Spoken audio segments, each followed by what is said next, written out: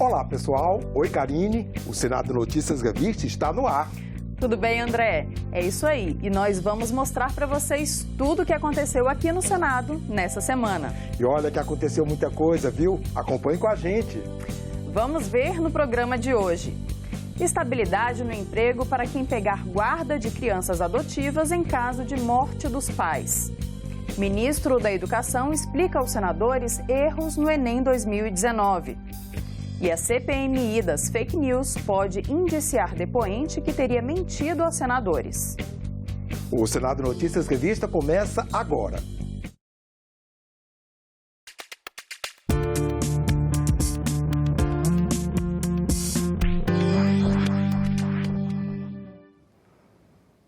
O plenário do Senado aprovou nesta semana, com 69 votos favoráveis e apenas um contrário, um projeto de lei que estende a estabilidade profissional provisória de 5 meses, já concedida às mães, para pessoas que ficarem com a guarda das crianças em caso de morte dos adotantes.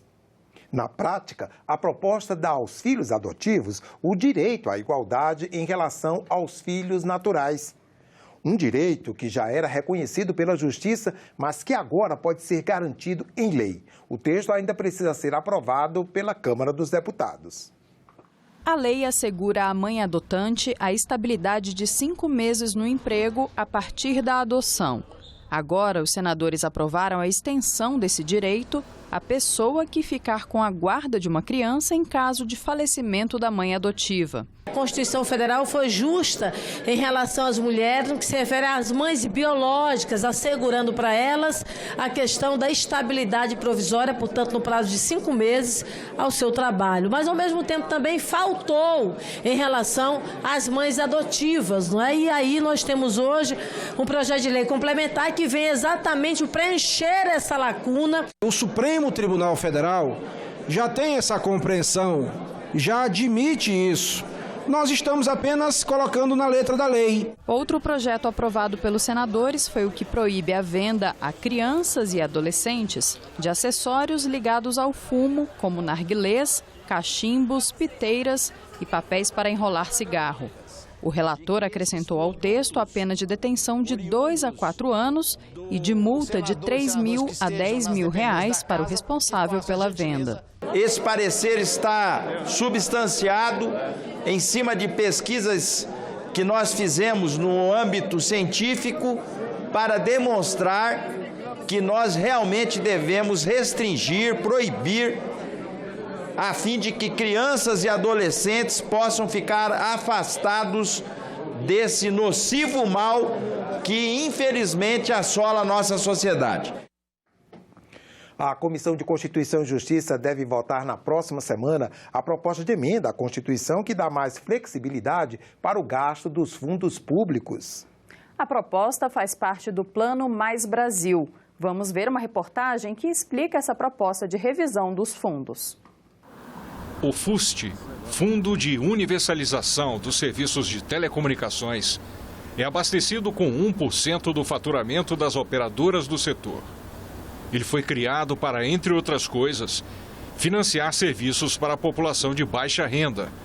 A implantação da banda larga em escolas públicas, por exemplo. Os recursos do FUST só podem ser aplicados nas finalidades previstas na sua criação.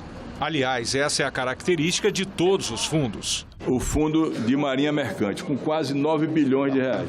O ministro Tarcísio, da Infraestrutura, precisa de 100 milhões de reais para duplicar uma estrada, para atender uma necessidade urgente de um problema dentro do seu ministério. E não pode contar com esses recursos, os recursos estão aí parados há longos e longos anos.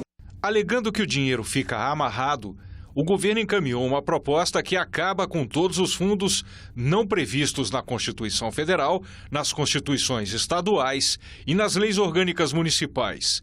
Na esfera da União, hoje são 248, nos quais estão estocados 220 bilhões de reais.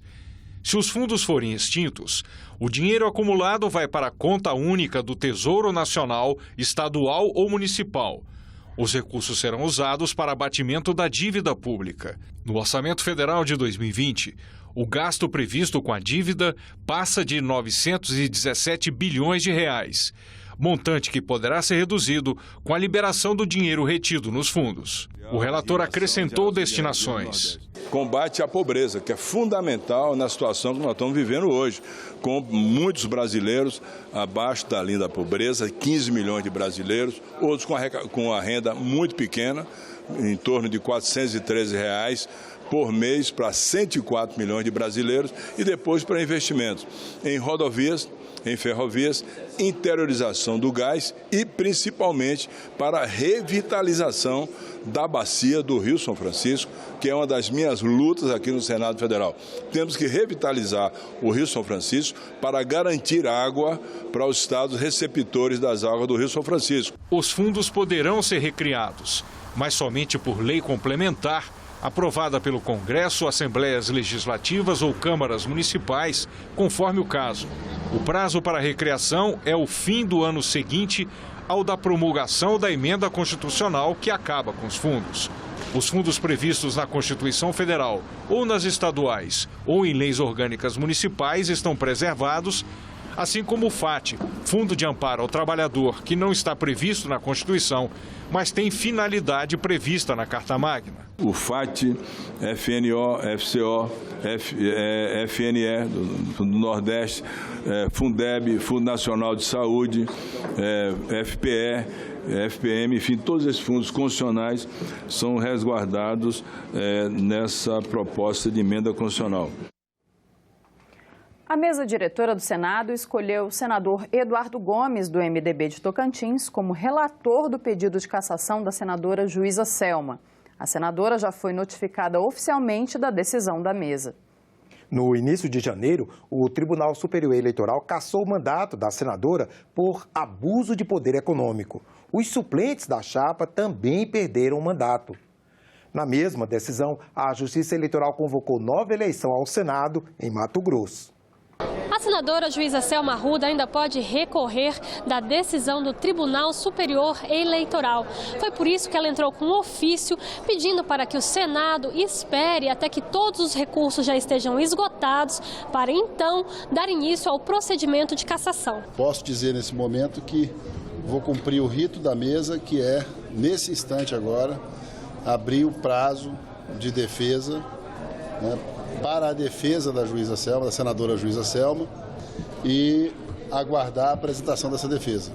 Não vamos entrar ainda na discussão de mérito, é um ato de declaração que foi enviado pela Justiça Eleitoral para o Senado Federal. O presidente do Senado explicou que não cabe à Casa mudar o resultado do julgamento. É um ato declaratório, nós não temos a capacidade de deliberação, é um ato de declaração. Então isso é o que está assegurado e nós vamos cumprir. Os prazos do processo são 10 dias úteis para a senadora apresentar a defesa. A partir daí, o relator tem mais 5 dias úteis para emitir o relatório. Em seguida, mais 5 dias para a mesa se reunir e emitir o resultado final. Depois disso, uma comunicação é enviada ao plenário do Senado com a decisão. Alguns parlamentares saíram em defesa da senadora.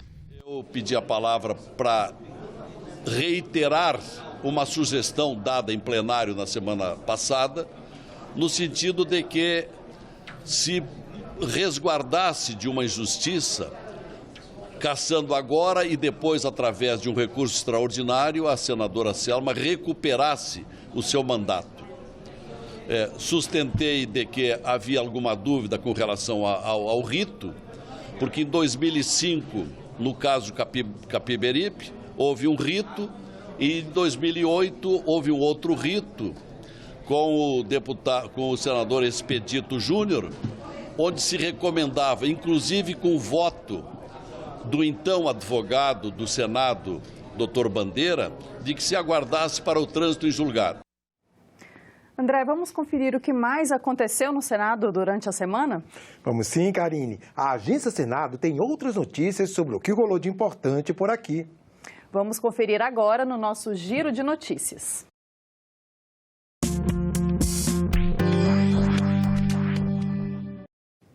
Na segunda-feira, um dos principais destaques era a publicação da medida provisória que abre crédito extraordinário no valor de R$ 11.287.000 para o Ministério da Defesa. O dinheiro é para ser usado na emergência de saúde pública internacional decorrente do coronavírus, que resultou no resgate de 34 brasileiros que estavam na China.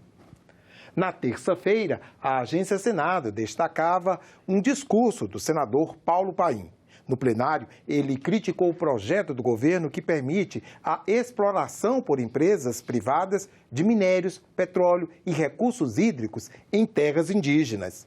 O projeto está em análise pela Câmara dos Deputados e, se aprovado, vai ter que ser votado também pelos senadores para virar lei. Na quarta-feira, a capa da Agência Senado mostrou a aprovação pela Comissão de Constituição e Justiça de um projeto que modifica o Código de Processo Civil e regulamenta o envio de intimações judiciais por aplicativos como o WhatsApp. De acordo com a proposta, a intimação vai ser considerada cumprida depois que o intimado confirmar o recebimento da mensagem 24 horas depois do seu envio. Já na quinta-feira, um dos destaques era que o veto do presidente Jair Bolsonaro ao orçamento impositivo aprovado por deputados e senadores só deve ser votado após o feriado do Carnaval. Havia um acordo para a derrubada do veto, mas na semana que passou, as bancadas de 3 partidos entraram em obstrução durante a sessão do Congresso Nacional. O presidente Davi Alcolumbre retirou o veto de pauta para poder sacramentar o acordo com todas as lideranças. Seguiu para a Câmara dos Deputados o primeiro projeto aprovado pelo plenário do Senado, que nasceu de uma proposta de iniciativa popular, através do portal E-Cidadania, mantido pelo Senado na internet. O texto estabelece que pacientes com fibromialgia sejam dispensados da carência do INSS para solicitar aposentadoria por invalidez. Que inclui a fibromialgia no rol das doenças que asseguram a seus portadores a dispensa do cumprimento de período de carência para usufruir dos benefícios de auxílio-doença e aposentadoria por invalidez. Pelas regras atuais, a pessoa com fibromialgia precisa contribuir pelo menos 1 ano para a Previdência antes de pedir aposentadoria por invalidez ou auxílio-doença. O texto que foi para a Câmara dispensa os pacientes de cumprir esse prazo para obter o benefício. Essas pessoas que apresentam esta dificuldade precisam, da parte do poder público, ter um olhar especial, porque, de fato, a cidadania, a dignidade tem que ser assegurada. A fibromialgia é uma doença crônica, provoca muitas dores no corpo e está associada à fadiga, ansiedade, depressão e alterações intestinais. Eu fazia tudo muito rápido, fazia muito fácil, as coisas eu me levava... Agora eu sinto muito pesada na hora de fazer o serviço, até o próprio serviço, né, que seria para cuidar de criança, né? Eu não tenho o mesmo pique. O projeto surgiu de uma iniciativa popular. Foi a primeira vez que o plenário aprovou um texto que nasceu da sugestão de um cidadão. E qualquer pessoa cadastrada no portal E-Cidadania pode sugerir um projeto de lei. Existe no portal E-Cidadania uma ferramenta que é denominada ideia legislativa. Então, como é que isso funciona? O cidadão tem uma determinada ideia, totalmente disforme, sob forma alguma. Eu quero que isso se faça uma lei sobre determinado assunto. Aí ele entra no portal, cadastra essa ideia. Essa ideia dele, qualquer que seja, fica num prazo de 120 dias submetido sobre consulta popular. Se ela obtiver, nesse intervalo de tempo, 20 mil apoiamentos, ela é remetida à Comissão de Direitos Humanos e Legislação Participativa, que vai analisá-la. Se a comissão achar que ela deva prosperar, ela deva ser transformada numa proposição legislativa, ela é transformada e começa a tramitação pelas demais comissões do Senado e, posteriormente, pelo plenário. O portal E-Cidadania também permite que os usuários opinem sobre os projetos, acompanhem as propostas que têm interesse e mandem perguntas para os parlamentares enquanto as comissões estão sendo realizadas. E nessa semana, o ministro da Educação, Abraham Weintraub, foi ouvido na Comissão de Educação. Ele falou sobre os programas do governo para a área. Mas o ministro teve que responder também a perguntas sobre os problemas que aconteceram na edição do Enem de 2019. A reunião foi marcada por protestos. Abraham Weintraub disse que ele próprio detectou os problemas no Enem ao questionar alunos pelo Twitter. Ele explicou que o erro aconteceu na gráfica na hora da impressão e que todas as quase 4 milhões de provas foram recorrigidas, e não apenas as dos 5.100 estudantes prejudicados. O ministro minimizou os problemas deste ano em comparação aos anos anteriores e disse que o Enem foi alvo de fake news. São várias matérias, né? Em maior ou menor grau você tem uma maldade da imprensa, você tem distorção, então aluno diz ter sido aprovado no SISU em curso que não escolheu. Eu vou deixar esse material aqui, depois vocês verifiquem, mas assim, não é novidade para ninguém que a imprensa tem má vontade. Não a imprensa como um todo, mas duas famílias, principalmente, que controlam 70% da mídia. É importante aqui a gente atualizar os dados. O número de redações corrigidas, pedido de recorreção com erros neste Enem, foi de 5.974 provas. No Enem de 2012 foi de 129. Eu acho que os números estão errados, senador. Pelo que eu vi aqui, é zero, né? Eu acho que o senhor está com o número equivocado. Então é zero, nenhuma. Problemas passados... São dados do MEC. 2011, porque eu vou começar 2011 porque o senhor já era senador. Que eu saiba, o senhor não falou nada na época. Presidente, questão de ordem. O convidado tem que se comportar com urbanidade para com as senhoras senadoras e senadores. Weintraub fez um balanço das atividades do Ministério e enumerou prioridades, como as escolas cívico-militares, a ampliação de creches e o programa de alfabetização Conta Pra Mim. Os senadores cobraram do ministro mais diálogo sobre as propostas que tramitam na Câmara e no Senado, que tratam do Fundeb. O fundo que financia a educação básica no Brasil termina este ano, mas o ministro reafirmou que vai enviar uma nova proposta ao Congresso Nacional. Nós temos um consenso no Brasil e seria muito bom, muito tranquilo para toda a sociedade a gente conversar, dialogar, né, chegarmos a um consenso ao invés do MEC mandar uma nova proposta. Vossa Senhoria disse aqui que todas as propostas hoje em tramitação aqui no Congresso Nacional sobre a permanência do Fundeb têm ruídos. Ouvi bem? Pergunto ao senhor, não seria melhor apontar e eliminar os ruídos numa discussão ampla do que trazer uma nova proposta do Executivo e começar tudo do zero? Quero parabenizá-lo pelo trabalho feito e em menos de um ano dizer que o senhor tinha que ter feito. Cobraram de Vossa Excelência um trabalho, o senhor não tem nem um ano que tomou posse. Então, pelo amor de Deus, haja paciência. Eu estou envergonhada hoje aqui com o que eu ouvi. Vossa Excelência tomou posse no MEC em abril. E essa é a 9ª vez que o ministro da Educação, Abraham Weintraub, vem ao Congresso Nacional, o que mostra a sua disposição para o diálogo, para o debate, para as explicações, para poder trazer as informações para que as políticas públicas que são implementadas por Vossa Excelência possam ser bem acompanhadas pelo Congresso Nacional. O final da reunião foi marcado por protestos de movimentos estudantis. Saia pela porta da frente, ou senão vamos tirar pela porta dos fundos.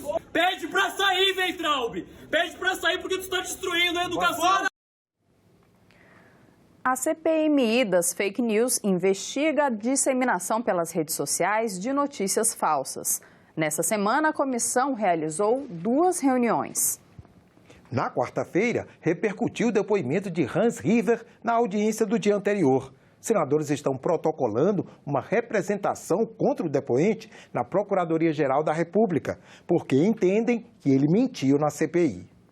Hans River é ex-funcionário da Iacons, empresa especializada em marketing digital. Ele negou que tenha dado informações à jornalista da Folha de São Paulo e fez ofensas à repórter. Quando ela escutou a negativa, o distrato que eu dei e deixei claro que eu não fazia parte do meu interesse, a pessoa querer um determinado tipo de matéria a troco de sexo, que não era a minha intenção, a minha intenção era ser ouvida a respeito do meu livro. Nós estamos apresentando à Procuradoria-Geral da República uma notícia-crime contra o depoente do dia de ontem, que aqui prestou, na nossa avaliação, um falso testemunho. A Folha de São Paulo reagiu em defesa da repórter e publicou uma nova reportagem com uma denúncia contra os deputados do PSL Felipe Barros e Coronel Tadeu, integrantes da CPMI. Segundo a reportagem, eles seriam administradores de grupos de WhatsApp com o objetivo de compartilhar fake news contra integrantes do Congresso Nacional e do Supremo Tribunal Federal.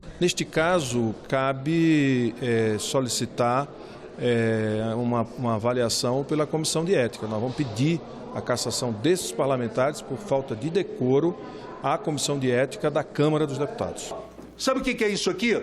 Isso aqui são os ataques de 3 meses que a Polícia Federal considerou simples ataques, ataques desconexos, ataques que não ferem ninguém. Está aqui, olha só o que foi mandado. Deputados que estavam aqui ontem, eles possuem uma rede, está aqui provado, uma rede de WhatsApp, onde eles falam e onde eles combinam os ataques e promovem o fake news.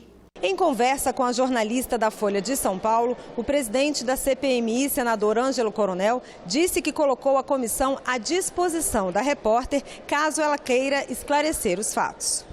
E se ela confirmar, na próxima terça-feira, ela pode ser a nossa convidada para até esclarecer o que ocorreu aqui ontem, que realmente foi muito desabonador, foi uma coisa de baixo, vamos dizer assim, calão. A Comissão de Constituição e Justiça aprovou o projeto que obriga os presos condenados a ressarcir o Estado pelos gastos para a manutenção deles. Para virar lei, o texto precisa ainda ser votado pelo plenário do Senado e depois submetido à Câmara dos Deputados. Dados do Conselho Nacional de Justiça mostram que cada preso custa ao Estado cerca de R$ 2.400 por mês. A proposta aprovada pela CCJ estabelece que o presidiário deverá devolver ao Estado os custos com essa manutenção. O texto já estava no plenário, mas houve um pedido para que voltasse a análise da CCJ. O novo relator, senador Alessandro Vieira, fez mudanças para deixar claro que o preso que não tiver condições de fazer esse ressarcimento só será obrigado a pagar se o estabelecimento prisional oferecer a ele condições de trabalho. Nesse caso, o desconto mensal não poderá exceder 1/4 da remuneração recebida pelo preso. O projeto volta agora para o plenário. Defendemos a redação do projeto no que toca ao pagamento de despesas pelo preso que possui recursos próprios, independentemente de trabalhar ou não. Um projeto da mais alta relevância, que da mesma forma que protege e defende o Estado e a sociedade, não deixa de olhar pelo preso hipossuficiente. Essa semana, o programa Ecosenado gravou uma entrevista exclusiva com a senadora Elisiane Gama, do Cidadania do Maranhão. Na entrevista, ela falou da proposta do governo de liberar a exploração hidrelétrica e de minérios em terras indígenas. A coluna Momento Eco traz alguns trechos da entrevista que você vai poder conferir na íntegra na nova temporada do programa Ecosenado, que estreia no início do mês de março. A senadora Elisiane Gama é relatora na Comissão de Infraestrutura de uma proposta de autoria do senador Alessandro Vieira que traz alterações na lei que estabeleceu a Política Nacional de Mudanças do Clima, uma lei que está em vigor desde 2009. A proposta entrou na pauta da comissão essa semana, mas não foi votada por falta de quórum. Em seu relatório, a senadora defendeu a proposta e na entrevista ela explicou por que considera importante essa atualização da lei nesse momento. Nós viemos cobrir uma brecha que não está no Plano Nacional de Mudanças Climáticas, que é a obrigação do poder público de forma periódica dar relatórios através dos seus sites, dos seus mecanismos, na verdade, de comunicação, apresentar, fazer uma prestação de contas com a sociedade de uma forma geral e mostrar, sobretudo, quais as ações que o poder público está fazendo para que possa ter uma ação mais enérgica, mais eficaz e atender aquilo que nós compreendemos dentro do sentimento das mudanças climáticas hoje, que é uma realidade no mundo e uma realidade no Brasil. Na entrevista, a senadora também criticou a proposta enviada esse ano ao Congresso pelo governo federal para liberar a exploração mineral e hidrelétrica em terras indígenas. Na opinião da senadora, permitir esse tipo de atividade nesses territórios vai contra a Constituição. Ele está falando de ação industrializada, ele está falando de ação em larga escala, que vai, no nosso entendimento, trazendo inclusive uma grande preocupação, quem sabe até utilizar de uma forma muito não respeitando os direitos das comunidades indígenas, até de exploração de mão de obra indígena. Esses índios são mais fragilizados? Claro, precisam de uma proteção muito maior. A floresta, ela é um santuário para as comunidades indígenas. Os povos indígenas têm uma compreensão muito diferente do que são realmente essas florestas e o seu espaço. Tanto que a Constituição Federal é muito clara, quando estabelece, por exemplo, o acesso à terra, a garantia de um espaço físico para esses povos. A nova temporada do programa Ecosenado, com a íntegra dessa conversa com a senadora Elisiane Gama, estreia no primeiro final de semana de março, sábado e domingo, às 9 da manhã e às 4 da tarde. Essa foi a coluna Momento Eco de hoje. A gente volta na semana que vem. Tchau! Obras de arte do acervo do Senado passaram por restauração e foram reunidas numa exposição para os visitantes do Congresso Nacional e que está aberta até o dia 20 de fevereiro nos espaços Senado Galeria e Evandro Cunha Lima, em Brasília.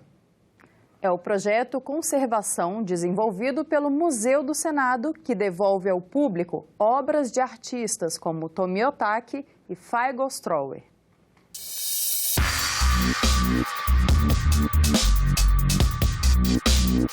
Quem passa pelo local não deixa de perceber o colorido das obras de arte. As cores neutras foram substituídas por tons cheios de vida das gravuras de artistas nacionais e internacionais, para a alegria de parlamentares, funcionários e visitantes que transitam por aqui todos os dias. Antes de serem expostas, as obras passaram por um processo de restauração, como a troca de molduras e a recuperação da cor.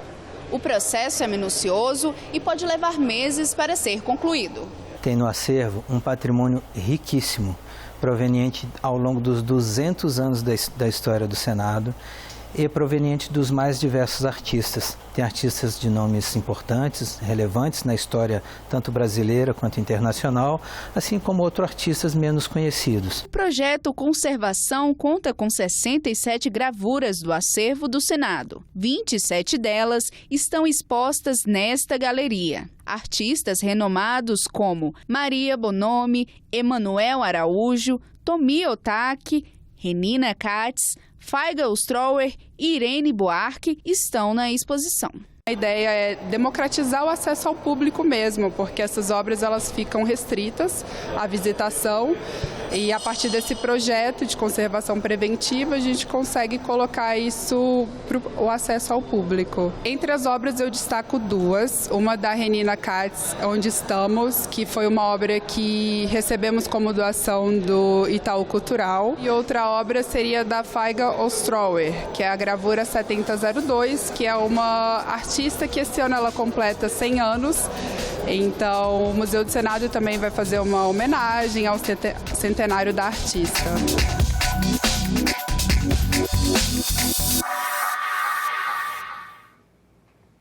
Este foi o Senado Notícias Revista. Você pode rever as reportagens desta edição na nossa página na internet, senado.leg.br/tv. Obrigada pela companhia. Continue sintonizado aqui na TV Senado. Tchau!